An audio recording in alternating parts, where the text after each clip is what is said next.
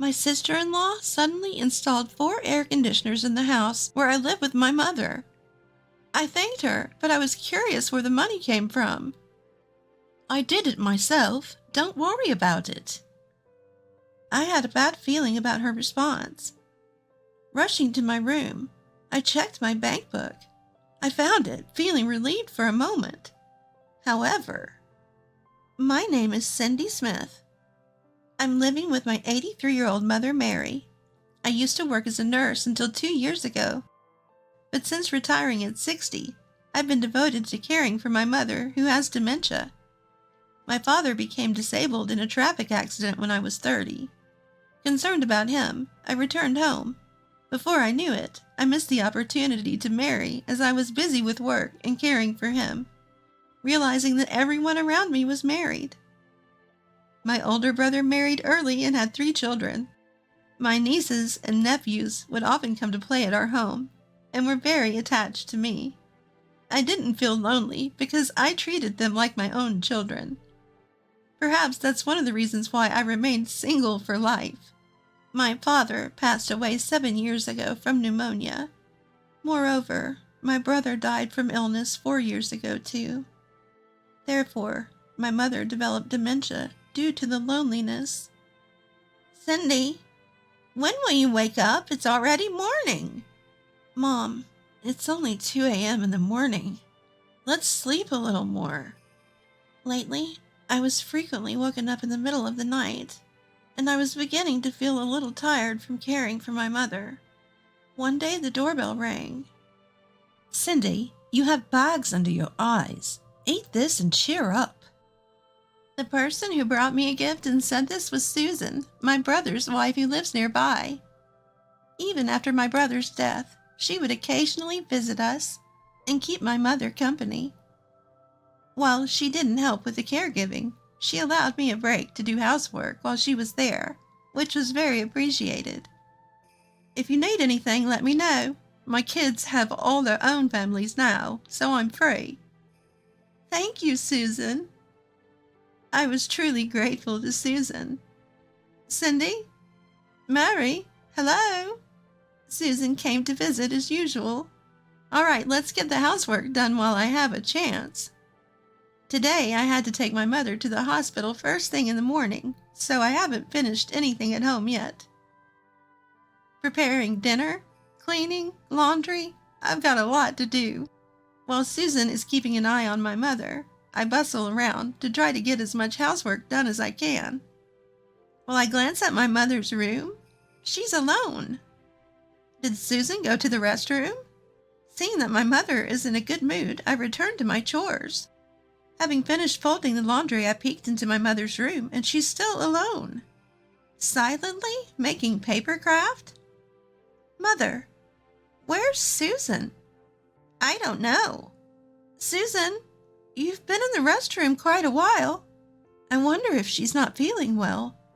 Thinking this, I went to my room to put away the folded laundry. Yikes!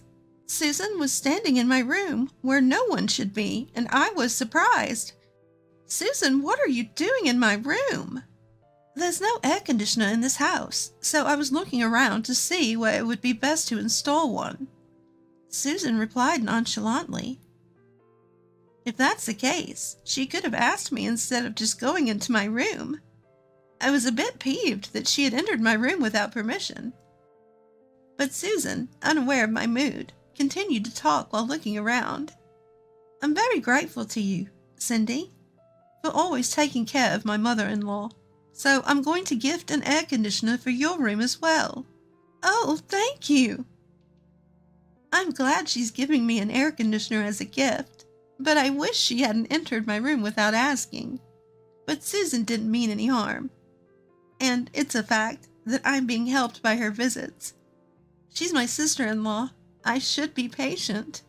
Thinking this, I decided not to complain about her entering my room this time. 2 weeks later, the installation of the air conditioners was completed.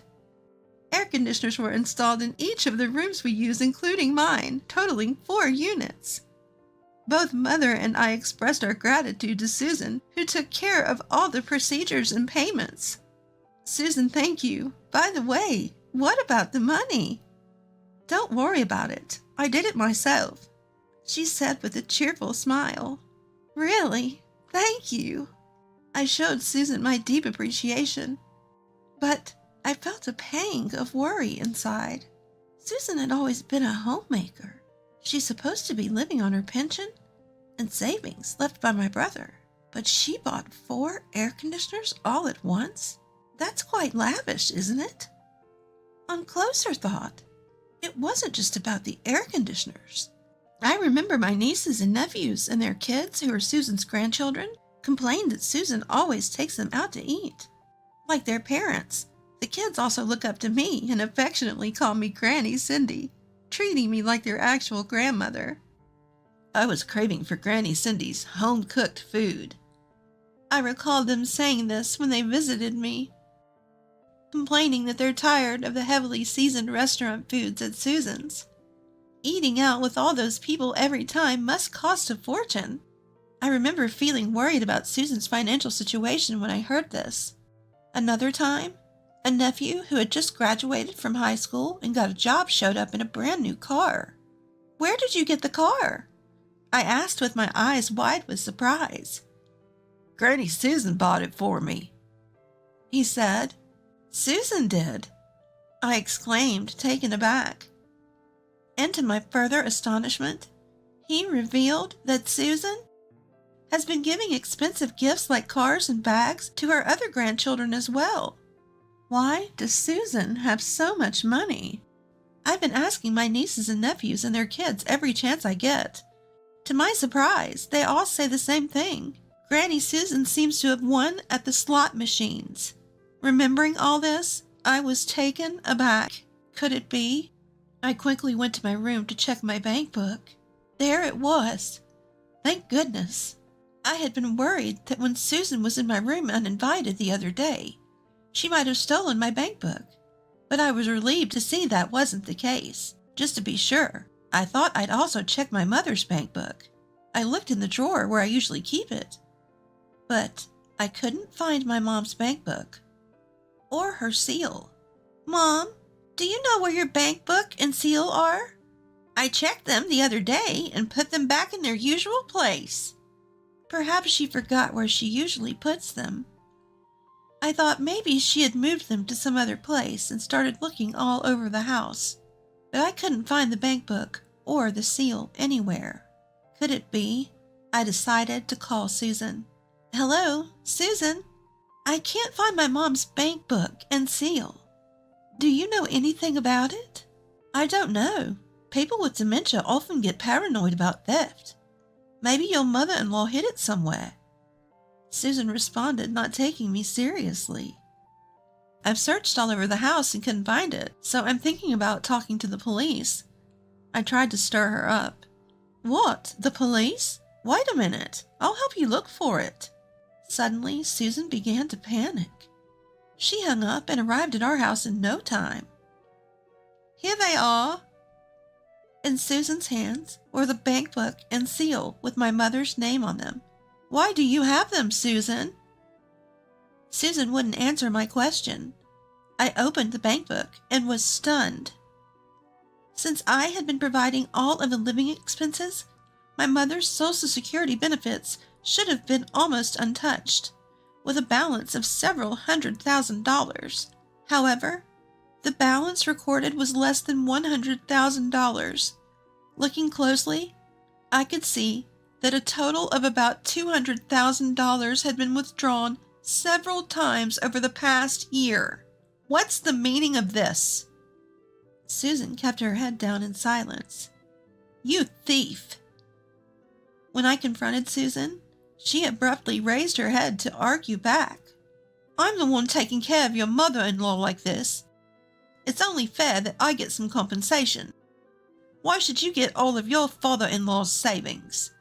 It seems that Susan had been unhappy for a long time, ever since her father passed away and her brother renounced his inheritance. When their father died, her brother told her, "Cindy, I'm sorry. I've dumped all the caregiving for our parents on you, even though I'm the eldest son." He confessed that he had always felt guilty because he believed that the reason she remained unmarried was because she had missed her chance to wed due to her work in taking care of their parents.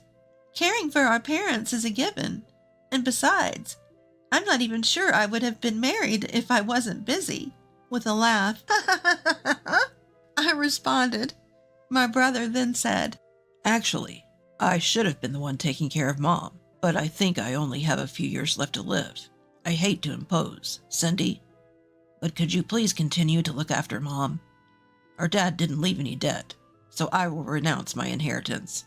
Please use my share for Mom's care and living expenses." At that time, her brother was in stage 3 of lung cancer and was repeatedly hospitalized. "Thank you. I'll take care of Mom. You should focus on your treatment. You have to stay healthy because you still have to take care of your grandchildren." And so that's how her brother ended up renouncing his inheritance. However, Susan, who seemed to resent this, subtly courted their mother's favor and skillfully investigated the whereabouts of her bank book and SIL over the years after her brother's death. Moreover, this money is used for your air conditioner costs and pocket money for your great-grandchildren. Susan, who seemed to have no malicious intent, claimed with confidence that their mother would absolutely be happier if the money was used for herself and her great-grandchildren during her lifetime. As I fell silent, Susan started to say even more incomprehensible things. "When your mother-in-law passes away, I will probably receive the inheritance. It's a natural right as the wife of the eldest son." Even as I wondered what she meant to say by natural right, Susan asserted that since I don't have children, naturally the future maintenance of the grave would be done by her own children. Therefore, she claimed that the house and land should also be transferred to her as a form of compensation. Keeping quiet would only let her get carried away. What was she talking about? She claims it's for our mother, for the great-grandchildren, but that's just a camouflage. Most of it was being used for Susan's leisure expenses. I felt a boiling rage. It was impossible to have a proper discussion with this woman. Realizing this, I reported to the police that she had been arbitrarily using my mother's precious savings. A few days later, my nephews, nieces, and their children all came to my house. "Aunt Cindy, we heard everything from the police. We're really sorry that Mom was taking out Grandma's savings arbitrarily." Everyone apologized in unison and promised that they would definitely repay the $200,000 that Susan had spent, no matter how many years it took. Susan insisted that we shouldn't hesitate to buy the car, that we'll pay back the cost, even if it takes some time. Even the child of my adult nephew bowed deeply to me. It seems they're all genuinely reflecting. But the audacity of it all! Normally, winning enough money at slots to buy multiple cars is absurd, don't you think? You're all lacking a little common sense. I pointed out to my nephews and nieces who didn't question the wealth of their mother, Susan. They all nodded in embarrassment and bowed their heads again. "What does Susan say about all this?" They exchanged glances and replied with an apologetic tone. "Mom is being stubborn about it, but Auntie, we promise we'll take responsibility." How astounding Susan could be when her children and grandchildren were here bowing their heads. No matter how much I detest Susan, I cannot fully despise her. However, these kids seem to genuinely reflect and have a long life ahead of them. Even though it's due to their lack of common sense, it's too pitiful to be tied down by debts. This incident should have been a lesson in life. With that in mind, I told them, "You don't need to pay back the $200,000 that Susan spent. I'll withdraw the theft report as well. But remember this incident and grow up to be sensible adults, okay?" They all nodded earnestly. I continued further. "In return for not paying the money back, even after Susan's death, none of her assets will be given to any of you." I made my point clear, and none of them opposed or showed any unpleasant expressions. We documented this in a written agreement and received their signatures. Once the agreement was completed, the child of my nephew muttered, "Cindy, we're really sorry. Can we still come over for dinner?" "Of course. Make sure you have plenty of talks with your grandmother. She's always happy to see her grandchildren and great-grandchildren." We all smiled. These kids will be all right. They should grow into fine adults, using their mistakes as a stepping stone. That night, I drafted my will. Until now, being childless, I had intended to bequeath my estate to my dear nephews and nieces who love me. But I decided against it, and instead will donate it to a welfare organization. Even though those kids were good, I couldn't get myself involved with them about their money matters. Then, half a year later, "Mom, how are you doing?" "Who are you?" "I'm your daughter, Cindy." "You came. That's good. My mother's dementia has significantly worsened. She doesn't even recognize me anymore. Her wandering and personal care have become very challenging. So 3 months ago, I had to put her in a nursing home. Now I'm living in an apartment near the facility, and I visit my mother every day. That's my life. When I put my mother in the nursing home, I made a bold move. I sold our house and land and moved to a place where Susan and others wouldn't find us. Since then, I haven't met with Susan. Even after I dropped the theft charge, there was absolutely no contact from Susan. Well, that's to be expected, but I was getting more and more irritated with her every day. "Cindy, smile, smile." One day, my mother's words shocked me. If things keep going like this, I'll become a boring person full of hatred. Feeling a sense of crisis, I left the house I was familiar with and decided to start life in a new place. I finished moving and called my nephews and nieces to let them know I was now living out of state. You still can't forgive Mom, can you? To be frank, I don't want to meet or get involved with Susan ever again. Even when my mother passes away, sorry, but I won't contact you guys. I understand. I'm truly sorry for causing you so much distress. We all loved your beef stew, Aunt Cindy. We wish you a happiness from afar. Tears rolled down my cheeks at his words. Just as I thought, these kids were good. I want to see these kids again. It might be inconsiderate, but if Susan passes away before me, I want them to eat my beef stew again someday. I thought about that while watching the sunset. "Mom, I'll come again." Cindy, you had a good smile today. At my mother's words, my heart lightens. With some time freed up since placing my mother in the care facility, I started taking walks along the local riverbank every morning and evening. The vast sky envelops me.